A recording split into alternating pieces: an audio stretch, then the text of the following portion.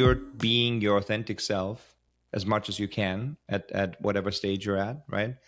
And others are authentic with you too. They can be a mirror, right? The same way that your partner can be a mirror, the same way definitely your children are, a very cruel mirror at times. And I think real friendship is that too, right? And I yearn for that. Welcome to Inside the Circle, a series of conversations from Sangha. We sit down with our members and together we explore the practice of living fully in the modern world while staying connected to something deeper within. Through community, shared inquiry, and inner work, Sangha is an exploration into what becomes possible when we walk that path together in fellowship. The practice of living in the world but not being fully of it. To learn more about Sangha and our growing network of circles around the world, visit www.sangha.one. And welcome to this conversation with Steven Miyao. Steven is a dear friend. He's an executive coach for the questions you can't think through alone and the founder of Coaching Meta. Steven works with senior leaders, founders, and rising executives navigating midlife transitions. His coaching practice is rooted in contemplative traditions, drawing on Buddhist and Taoist philosophy alongside neuroscience and behavioral psychology. And before becoming a coach, Steven spent decades as an entrepreneur, senior executive at publicly traded companies, and built and sold 2 companies, one in fintech and one in healthcare. And he hosts the Midlife Remix podcast, where he explores leadership, purpose, and reinvention. So welcome, Steven. You're a dear, dear friend, and I'm so excited to drop in together for this dialogue. Thank you for having me. As I was sitting with what to explore in this little mini series that we're putting together for Sangha, the question that arose was really the core inquiry of Sangha itself, which is this exploration we are all on together. What does it mean to be in like-minded community for this time? So I would love to start there and really understand for you what drew you to Sangha and what it's come to mean in this chapter in your life. Yeah. I have not been a believer, but I've been a seeker for a very, very long time. And my seeking was primarily an individual task or, my private journey. And so my dad taught me how to meditate when I was a kid. Begrudgingly, I learned how to meditate. And he shared a lot of mostly Buddhist philosophy with me growing up. And I rejected a lot of it or did not understand it. And I was really drawn to the material world and to success and the shiny things that the modern world provides to you.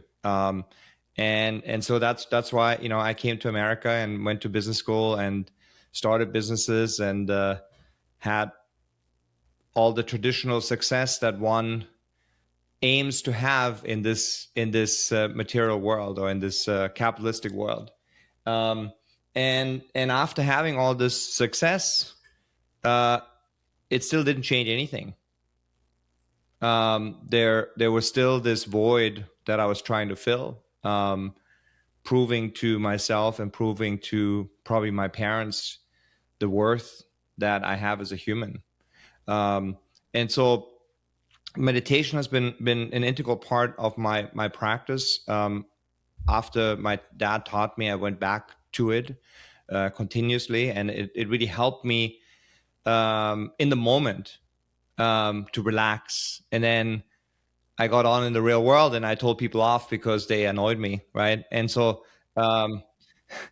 the meditation practice didn't really transform who I was. And so over the last 10 years, I've gotten deeper into my practice, and specifically I discovered non-dual meditation, which has really transformed my life in being much more present in the day-to-day, rather than just when I was meditating. But why it drew me to Sangha was because I wanted to explore spirituality and things outside of the material world with others, so that I could get pushed, so that I can get feedback, that I get new ideas, new experiences that I otherwise would have not had. And so far, it fully delivered. Beautiful. I mean, there's so much in what you shared that I loved. There's something that stood out to me though, which is the shiny things, and these shiny things at different phases in life, and what is charming. And it makes me curious, what are the shiny things for you these days? Yeah, and this is also something interesting too, right? So for me, it's no longer the material things, and of course not absolutely, right? I'm not a monk that is walking around with a bowl, nowhere close to. But a lot of the things that I acquired, I either no longer have or don't no longer want to have, because that doesn't actually give you, or at least give me what I'm looking for. So I have leaned a lot more into my spirituality, and so now I'm trying to be cautious that that's not the next shiny thing. Totally. Yeah. Right. And that now all that I'm thinking about, which is a lot that I'm thinking about, is expanding consciousness, and what is consciousness, and continuing to stay in the real world, and still to be able to relate to others. And so I don't know if it's the next shiny thing, but I hope it's not the next shiny thing. I hope it is a true transformation that is happening for the right reasons, for open-heartedness, for compassion to others, for kindness to myself. Yeah, I love that. And it's a good sign when we're onto it, right? Like, I hope this isn't becoming the next shiny thing. And I think that's part of what drew me to be in this journey with others. It's like there's a grounding that can come through a friend like you are, where you can really like witness the other person and see them, and see when that charm is like from the deepest, purest place, or where it's the magpie that's looking for the shiny thing, right? And our friends can really help us triangulate that. I don't know if that's been your experience as well. Yeah, definitely. Communities, I think, is very, very important, right? Is because it if it's done right, if you're being your authentic self as much as you can at whatever stage you're at, right? And others are authentic with you too, they can be a mirror, right? The same way that your partner can be a mirror, the same way definitely your children are, a very cruel mirror at times. And I think real friendship is that too, right? And I yearn for that. Yeah, I don't need in circle. I don't need people to affirm me, right? And specifically, I think in American culture, it's very much about affirmation, right? Both you and I grew up in Europe. It's very different there. There's much less affirmation, and also to a fault, in many ways, right? I mean, I do love the supportive nature that American culture can bring, but for my friends, yes, I want to be supported, but I also want to be called out if I need to, because you have blind spots, and if you're truly vulnerable and open-hearted, you're happy to see what your blind spots are. It's not an attack on the self, because what I'm learning from my specifically from my Buddhist practice is that the self is a concept, and it doesn't exist in the way that we think it does. It's not constant, and so if somebody says something about me, it's not attacking the self because the self doesn't exist. And when I'm able to open my heart to be able to see that, then it can really just be for my growth, and that's obviously only in my the best moments. Yeah, I was gonna say it's tricky.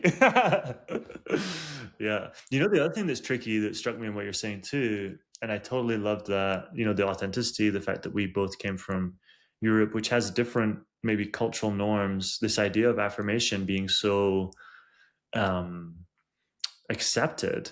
It's also like a reprogramming, a repatterning to not do that. It's not just, okay, I'm open to receiving this mirror. It's pretty vulnerable being the mirror, like saying something that's not what is more accepted, like the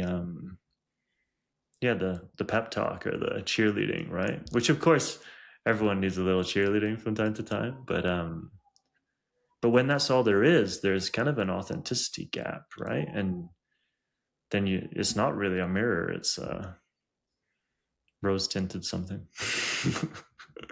Yeah, absolutely. It's I think in the West sometimes we're too binary with things, right? There's either good or bad, and I think in Eastern traditions, there's a possibility to hold both. And I think that's the same with being affirmative, but also being real with people. And you can do that in a way that doesn't rip somebody apart. And then it's something beautiful in itself, even though it might not on the surface seem like it is something beautiful. You know,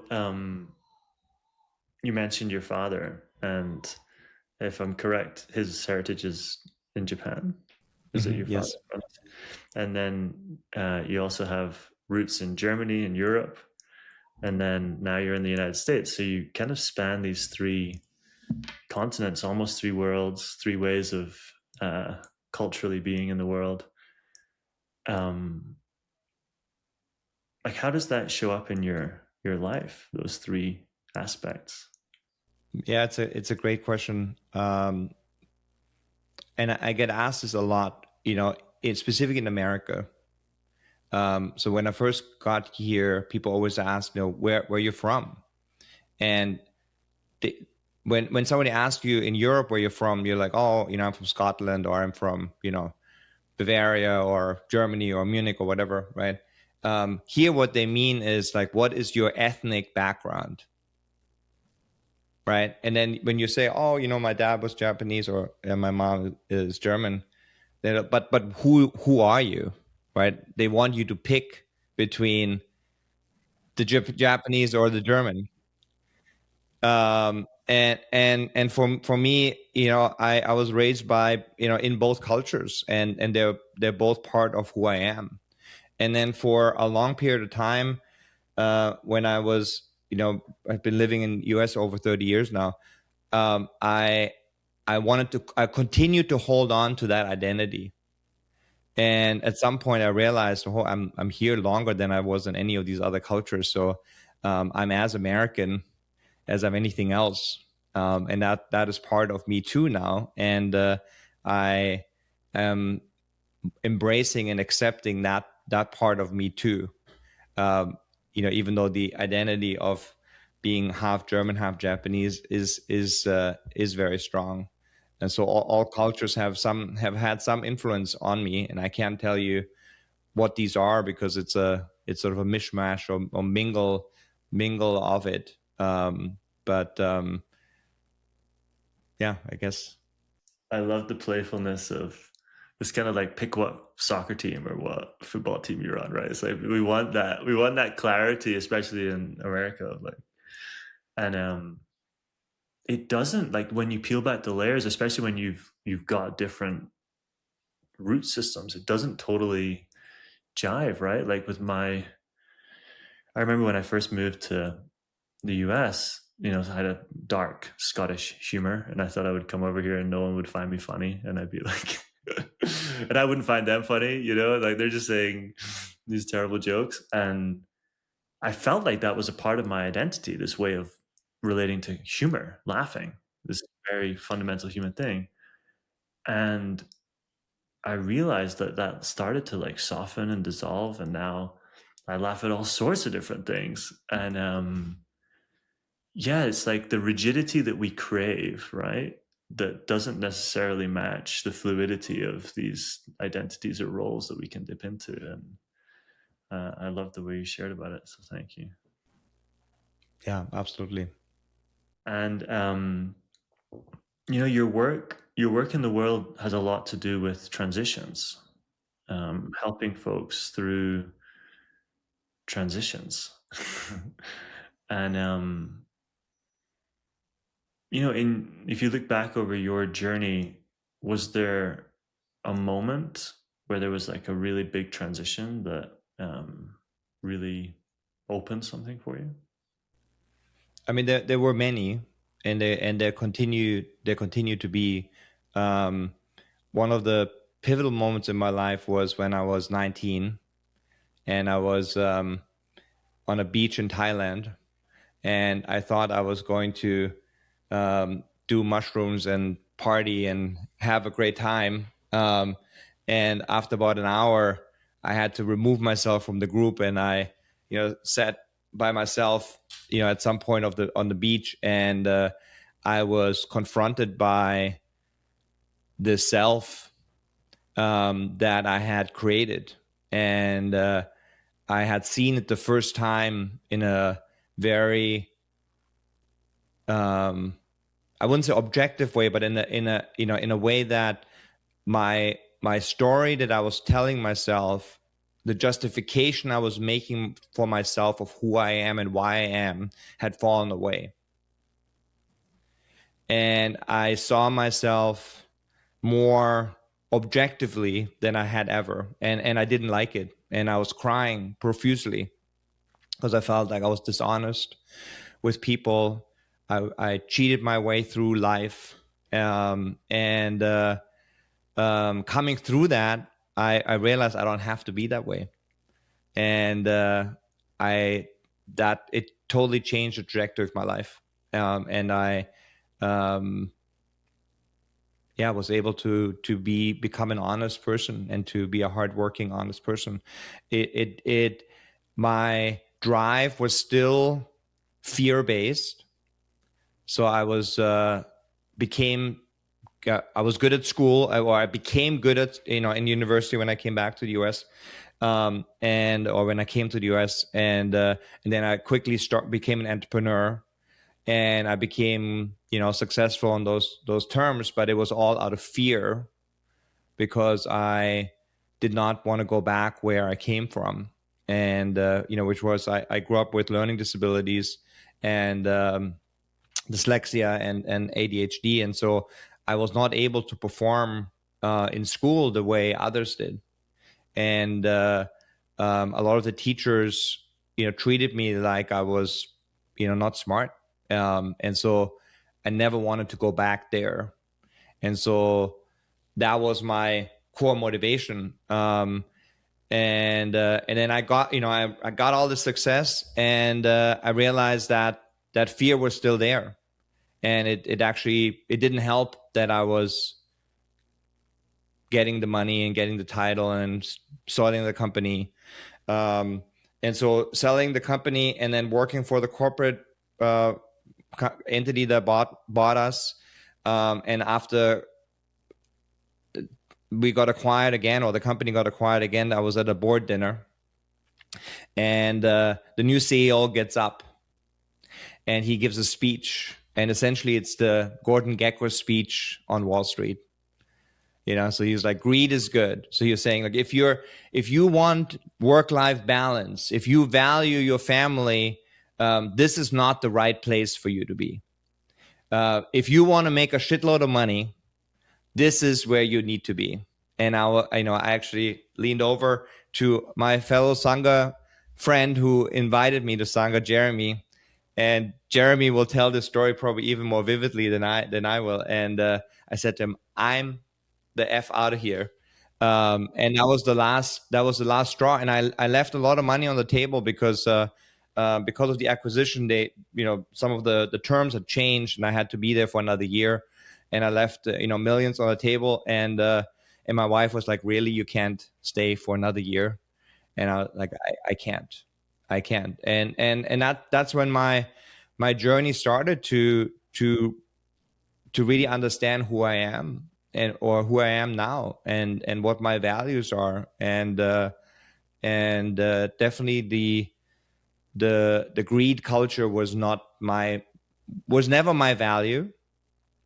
I always had issues being in financial services because I always felt like, what am I doing? I'm making rich people richer.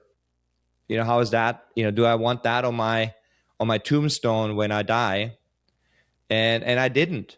And so that was I think another pivotal moment in my life. And of course, it stretched out and continues, that journey of becoming a coach, and helping other people with similar transitions. So good. Yeah, I love when the clarity is like so fierce, and then once you see it, like you saw it, you can't unsee it. And it kind of makes me think back to what you said at the beginning about shiny things, and how like the shiny thing was pulling, it was a different shiny thing that was pulling you in a very, very different direction. And wow. Well, this has been a lot of fun. Right at the end, we wanted to kind of playfully bring some emergence into an already very emergent dialogue. So I have these little prompt decks here, and I'm going to ask you a rapid fire question that's going to just come from this, if you're up for it. Yeah, please. Okay. I'm going to knock on it because some people say we knock on this. When was a time you thought you lost, but you actually won? I love this question because this is fundamental to my coaching practice. So I have a mantra that I tell myself, or I don't know if it's a mantra, but I remind myself. And what I say to myself is that life doesn't happen to me, but it happens for me. And so I had many of those moments. I almost went bankrupt, and through that I was able to pivot my company and build a data analytics company that I was able to sell. I had a divorce, and through that divorce, not through, but afterwards, I met my wife, who I'm with, still, and I have a special needs child that we adopted. We did not know that he had special needs, and he changed my life in so many beautiful ways.